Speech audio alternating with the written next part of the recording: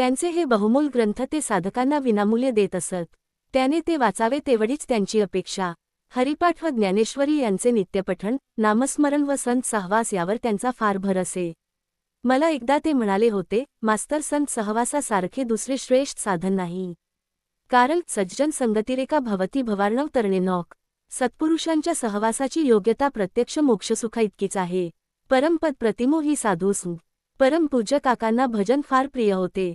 म्हणून भजन साधन अभ्यास येण्याची पाविजे परलोकास, असे ते म्हणत. अनन्यभावाने कोणतेही कार्य करीत राहणे, एकदा धरलेली वारी किंवा व्रत सहजगत्या जर सारखे चालविले तर तेवढे तप देवाला कळवळा येण्यास पुरेसे होते, असे परमपूज्य काकांनी आपल्या श्रीकृष्णदेव चरित्रात लिहिले आहे.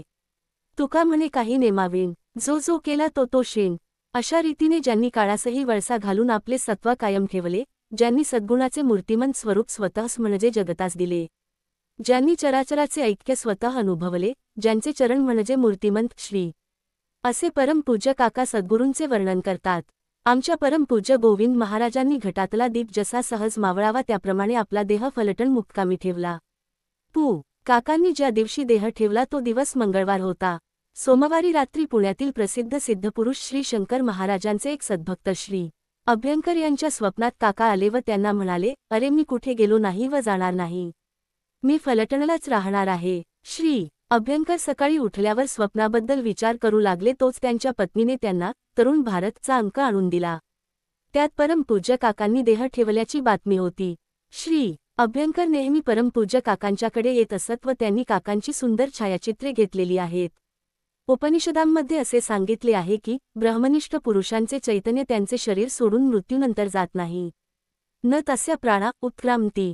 तिरुमूलर या तमिळ सिद्धपुरुषांच्या तिरुमंत्रम या तमिळ ग्रंथात असे म्हटले आहे की ब्रह्मनिष्ठ पुरुषाचे चैतन्य समाधी स्थितीतही कार्य करीत राहते. आगम ग्रंथात असे लिहिले आहे की ब्रह्मनिष्ठ पुरुष देहपातानंतर आपल्या 16 चैतन्य कलांपैकी एक कला आपल्या समाधीत ठेवून देतो.